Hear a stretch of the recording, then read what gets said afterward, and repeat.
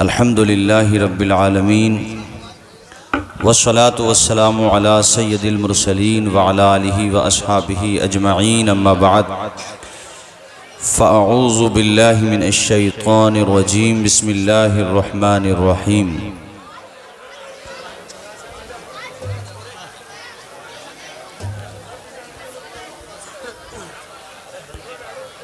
ہنالک دعا زکریا ربہ قال رب هب لي من لدنك ذرية طيبة صدق اللہ مولانا العظیم۔ کلمہ شریف پڑھیں، اشہد ان لا الہ الا اللہ واشہد ان محمدا۔ وہ سکون کے ساتھ چند باتیں آپ حضرات سماعت کر لیں۔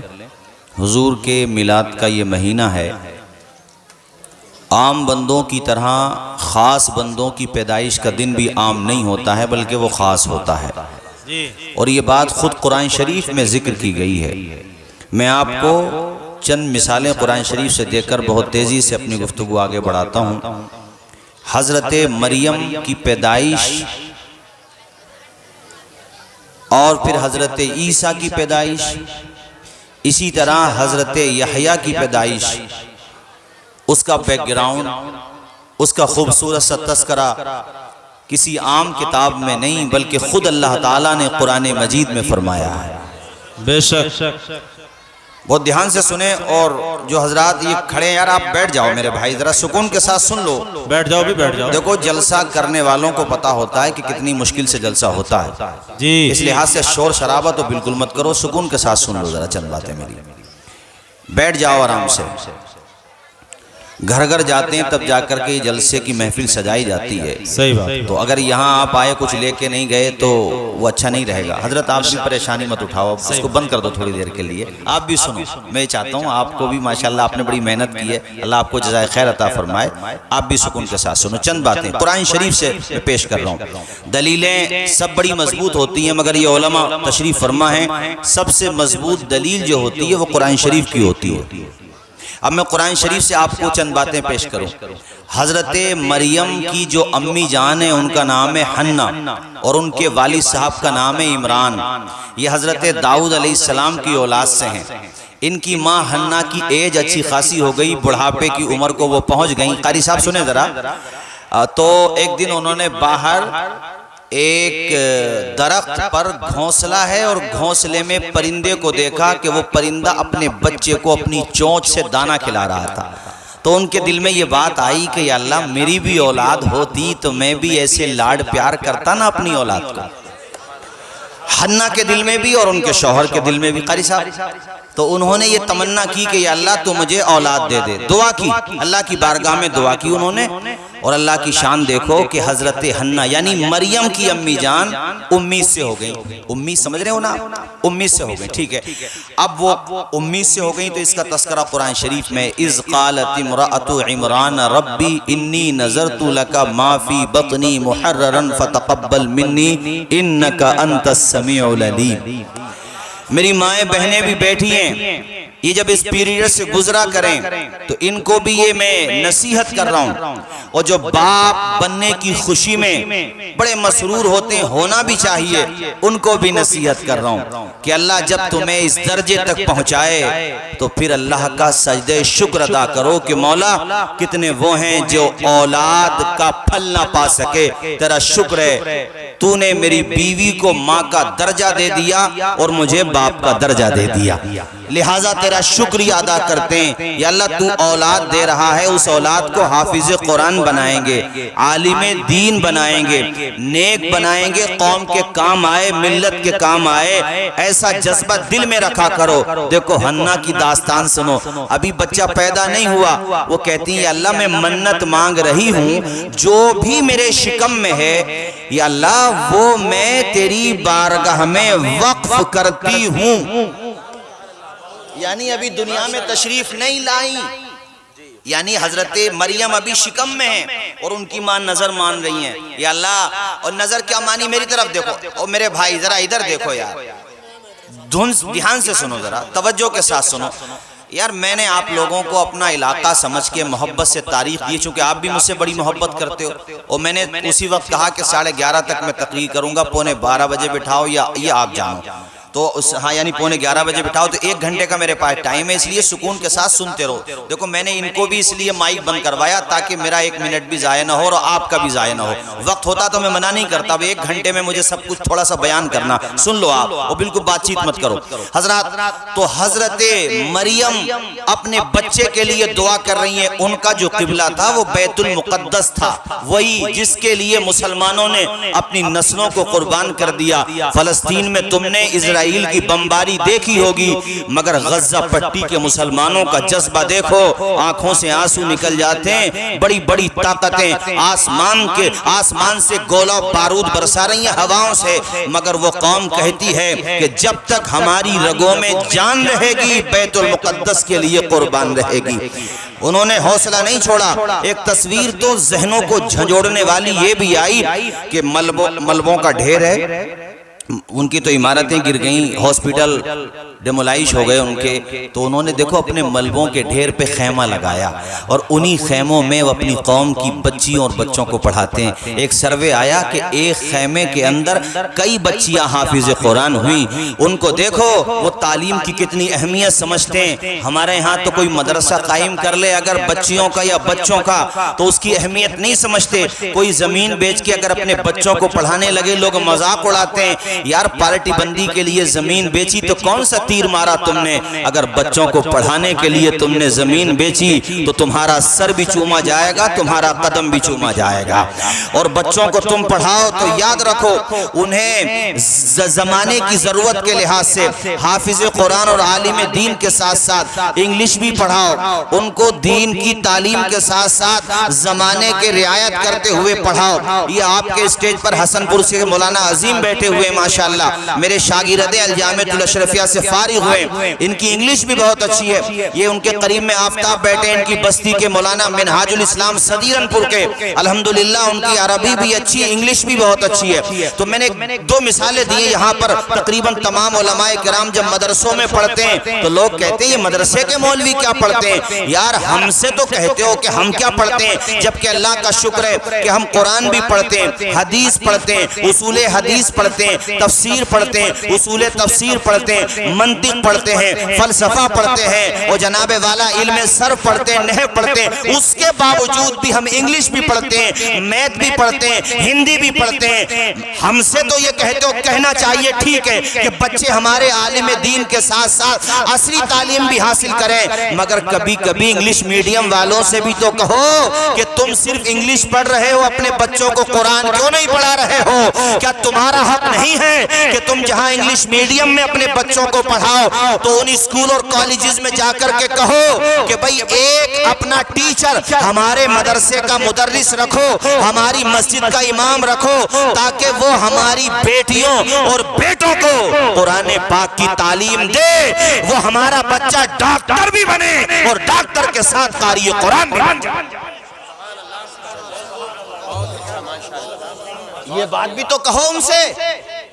ہم تو چاہتے ہیں جہاں بھی بچوں کو پڑھاتے ہیں ان پہ پریشر بناؤ کہ صاحب ہمارے بچے ایڈمیشن کے لیے تبھی آئیں گے جب آپ ہماری مسجد کے امام کو اپنے وہاں پڑھانے کے لیے رکھو گے۔ آپ 25-25 30-30 ہزار کی سیلری دے رہے ہو تو کیا ہمارے امام کو نہیں دے سکتے آپ کچھ معقول تنخواہ، تاکہ ہمارے بچے تمہارے کالجز میں آئیں اور تم ایک سبجیکٹ دینیات کا داخل نہیں کر سکتے؟ جب پریشر بناؤ گے تو کئی اسکول میں بتا سکتا ہوں الحمدللہ جب علماء نے کوشش کی اور قوم کے لوگوں نے کوشش کی، چونکہ جب بچے نہیں جائیں گے تو کالج چلے گا کیسے، اسکول چلے گا کیسے؟ اور اللہ کا اپنے سنبل میں تو ماشاءاللہ جو ادارے چل رہے ہیں ان میں ان سب چیزوں کی سہولیات ہیں، مگر آپ بھی اپنے آس پاس میرا اشارہ سمجھو اور اس کا آندولن چلاؤ۔ اس سے ایک فائدہ تو امام کا یہ ہوگا کہ ان کا جو وقت گزر رہا ہے وہ بھی دین کی خدمت میں گزرے گا، دوسرا معاشی فائدہ ہوگا، اور سب سے بڑا تمہارا فائدہ یہ ہوگا کہ تمہارے بچے کے ہاتھ میں اگر کمپیوٹر ہوگا اور وہ اللہ نے چاہا میکینک بنے گا یا اللہ نے اسے پائلٹ بنا دیا، MBBS ڈاکٹر بنا دیا، میرا دل کہتا ہے وہ جب بھی اپنی جاب کی شروعات کرے گا تو مشین سے نہیں خدا کے کلام قرآن مجید سے کرے گا۔ کیرلا میں ثقافت السنیہ کا ایک اسٹوڈنٹ، ایک طالب علم عالم بنا اور عالم بننے کے بعد پائلٹ بنا اور الحمدللہ اس نے اپنی ڈیوٹی کا آغاز بھی کر دیا۔ تو ہمیں ایسے آندولن نہیں لانا چاہیے، بولو لانا چاہیے کہ نہیں لانا چاہیے؟ فلسطین میں بتا رہا تھا میں، تو فلسطین میں ہے بیت المقدس۔ کون سی مسجد؟ یہ قبلہ ہے، ہمارا بھی قبلہ رہا ہے۔ ہمارے حضور نے اس کی طرف تقریباً 17 مہینے، لگ بھگ 16 مہینے کچھ دن حضور نے اس کی طرف منہ کر کے نماز ادا کی ہے۔ مگر حضور چاہتے تھے یا اللہ تو ہمارا قبلہ تو کعبہ کر دے۔ اب کچھ لوگ وہ ہیں جو کہتے ہیں حضور کے چاہنے سے کچھ نہیں ہوتا۔ نہیں یار، آؤ ہمارے پاس آؤ، ہم غلط جملے نہیں بلکہ قرآن سے آپ کو بتاتے ہیں۔ یہ پتہ نہیں کس نے بھٹکا دیا کہ ان کے چاہنے سے کچھ نہیں ہوتا۔ نہیں، قرآن کہتا قد نرا تقلب وجہک فی السماء فلنولینک قبلۃ ترضاها۔ او محبوب، تو جو بار بار آسمان میں دیکھتا ہے نا، سن، جو تو چاہتا ہے، جدھر قبلہ تو چاہتا ہے قبلہ ادھر ہی ہو جائے گا۔ حضور نماز پڑھ رہے، جبریل امین پیغام لے کے آ رہے ہیں، اور وہ مسجد آج بھی مدینے میں موجود ہے، نام مسجد قبلتین، یعنی یہ وہ مسجد ہے جس میں ایک ہی نماز دو قبلوں کی طرف پڑھی گئی ہے۔ اور حضور سے کہا گیا حضور اگر تم کعبے کو قبلہ بنانا ہی چاہتے ہو تو اب انتظار نہ کرو، نماز ہی میں کعبے کی طرف۔ اعلیٰ حضرت کہتے ہیں خدا کی رضا چاہتے ہیں تو عالم، خدا چاہتا ہے رضائے محمد۔ بولیے صلی اللہ، حضور کا نام آیا کرے، درود شریف پڑھا کرو صلی اللہ علیہ وسلم۔ حضرات توجہ کریں ذرا، بیت المقدس کی خدمت کے لیے حنا نے اپنے شکم میں بچے کی منت مانگ لی۔ اب مجھے یہ بتاؤ، آپ سب سے کہہ رہا ہوں، بچے کی ماں پریگننٹ ہو، اس کا زمانہ یہ پریگننٹ والا زمانہ چل رہا ہو، تو ظاہر ہے وہ خدمت دین کے لیے یا مسجد کی خدمت کے لیے، مدرسے کی خدمت کے لیے تمنا کر رہی ہو، تو ظاہر ہے اس کے دل میں بیٹے ہی کی تمنا ہوگی۔ بولو ذرا زور سے بولو۔ مگر اللہ کی شان دیکھو، قرآن کہتا فلما وضعتها قالت ربی انی وضعتها انثی، جب بچہ پیدا ہوا تو انہوں نے حیرت سے کہا یا اللہ یہ تو بیٹی ہے۔ ذرا بولو نا زور سے سبحان اللہ۔ مولانا انعام الحق صاحب کتنے نادان ہیں جنہیں حضور کا میلاد قرآن میں نہیں ملتا۔ میں کہتا ہوں تو حضور کا میلاد تلاش کر رہا قرآن میں تو مریم کا بھی میلاد ہے، قرآن میں تو مریم کا میلاد ہے، یہ میں قرآن سے بتا رہا ہوں۔ کہتے ہیں حضرت حنا نے کہا یا اللہ یہ تو بیٹی ہے۔ اب اس کی تفسیر میں لکھا ہوا ہے کہ خدائے پاک نے ان کے دل میں یہ بات القا کی کہ حنا تو کہتی ہے بیٹی ہے، اوروں کے بیٹے ایسے نہیں جیسا کہ تیری بیٹی میں نے تجھے عطا کی ہے۔ اس سے یہ پیغام دے رہا ہوں اللہ اگر بیٹیاں ہی بیٹیاں دیں تو دل تھوڑے نہ کیا کرو۔ کئی دفعہ ایسا ہوتا ہے کہ بیٹے تو نام بدنام کر دیتے ہیں مگر بیٹیاں نام روشن کر دیتی ہیں۔ بیٹیاں تمہارے لیے مغفرت کا ذریعہ بنتی ہیں۔ دیکھو یہ کون ہے؟ مریم جب پیدا ہو گئی تو انہوں نے اپنی بات سے انکار نہیں کیا، کہا یا اللہ اب تو نیت کر لی تھی بیت المقدس میں دینا، بیٹی ہوئی تب بھی اور بیٹا ہوتا تب بھی۔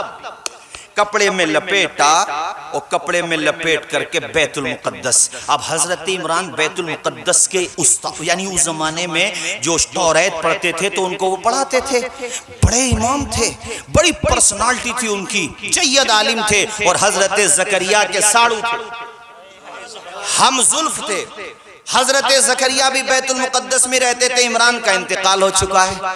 یہ بھی کتنا عجیب دیکھ رہے ہیں آپ، حسن اتفاق حضور دنیا میں تشریف لائے تب بھی والد ماجد کا انتقال ہو چکا ہے، اور مریم دنیا میں تشریف لائیں تب بھی ان کی والد کا انتقال ہو چکا ہے۔ حضرت حنا نے کپڑے میں لپیٹا مریم کو، لے گئیں بیت المقدس اور جا کر کے کہا اپنی بیٹی مریم کو یہیں چھوڑ کے جاؤں گی، میری بیٹی یہیں پلے گی بڑھے گی، یہیں پر دین کی خدمت کرے گی۔ کون ہے جو میری بچی کو اپنی نگہبانی میں لے، اپنی کفالت کفالت میں لے. اتنا کہنا تھا سب کے ہاتھ بلند ہو گئے, لبیک کی صدائیں گونج گئیں, ہم حاضر ہیں, یہ خدمت تو ہم کریں گے. ایک نے کہا وہ میرے استاذ عمران, میں کروں گا. دوسرے نے کہا میں نے بھی استفادہ کیا ہے, یہ خدمت تو میں کروں گا.